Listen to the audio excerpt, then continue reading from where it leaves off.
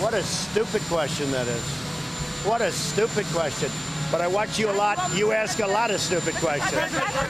Welcome to today's cable news craziness, where we take a look at some of the craziness that takes place on cable news. Today, Keith Olbermann, formerly of MSNBC, formerly of Al Gore's Current TV, formerly of ESPN, a completely unemployed, completely insane lunatic who wants everyone he disagrees with in jail. He's been saying this for a while, but boy, oh boy, this is great. Roll it. Can there be any assessment of Donald Trump's occupancy of our White House that does not bluntly concede that he is the head of an organized crime family, and he and all who went down the path of corruption and immorality with him must spend the rest of their lives in court defending their contempt for the law, defending their contempt for ethics, defending their contempt for America?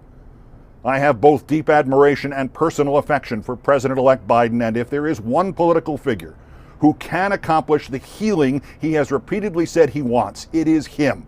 And his desire to keep the White House out of the Justice Department is noble and correct. But healing can only follow justice. Donald Trump should spend the rest of his life in prison.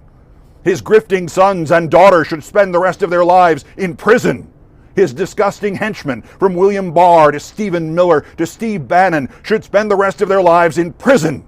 Those fascist, anti-democracy Trump conspirators attempting right now to overthrow the government of the United States, from Rudy Giuliani to Sidney Powell to House Minority Leader McCarthy to the other 125 Republican representatives, they should spend the rest of their lives in prison. Therefore, I call upon President-elect Biden to select as an Attorney General someone whose first act after the inauguration will be to appoint an independent special counsel with a full remit to investigate and prosecute anyone and anything connected to the Trump criminal presidency. Period. And Trump first. Then this country can heal. Not before. This is absolutely terrifying for a bunch of different reasons. One, this man is obviously unwell and needs some help.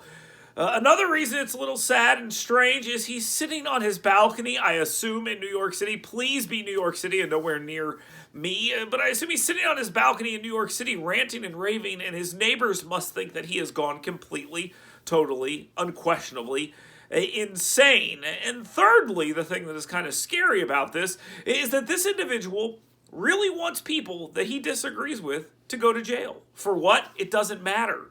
He just wants a special counsel convened so they can go after anyone he disagrees with in the Trump administration, starting with Donald Trump himself.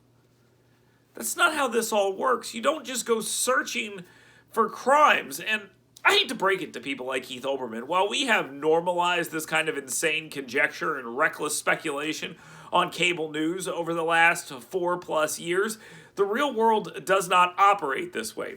And you should have seen this with the special counsel. You should have seen this with the impeachment. You should have seen this, and you will see this, with Joe Biden and his reticence to go out and say, yeah, we're going to put these people in jail. Joe Biden's not going to do any of this stuff. As soon as Joe Biden is sworn in, he is going to say, we're going to turn the page. We're going to move forward with America. We're not going to look back. And that's going to be his way of trying to get the crazy people, both on cable news and like Keith Olbermann, off cable news for a long time, to calm down. Joe Biden knows they're not going to go put their political enemies in jail. He wants no part of that, because if he does indulge this really, really crazy part of the Democratic Party, what happens when Joe Biden leaves office? I'll tell you what happens when Joe Biden leaves office. They put a political prosecutor in, and they try to nail Joe Biden's people. This is not how America works, and I understand that Keith Olbermann and his friends are very upset. For 4 years, he watched as the mainstream media basically stole his shtick. So he's had to ramp it up and ramp it up and ramp it up and become this crazy caricature of an already crazy caricature of a news person. And now here we are. Keith Olbermann has been fighting for years to stop Donald Trump. Donald Trump's essentially been stopped.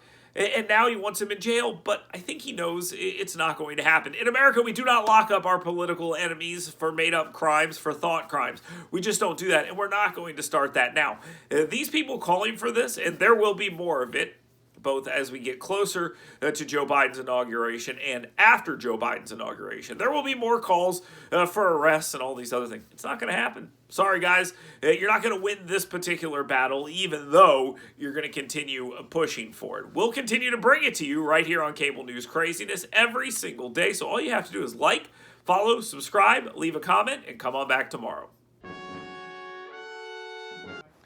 Hey folks, Dale Jackson here, and this is my son, Grant.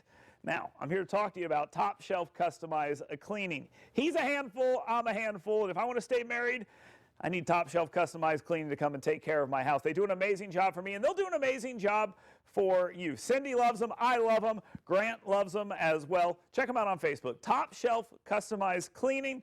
And don't forget, call them today, 256-417-9122. And when you talk to them, make sure you tell them Grant sent you.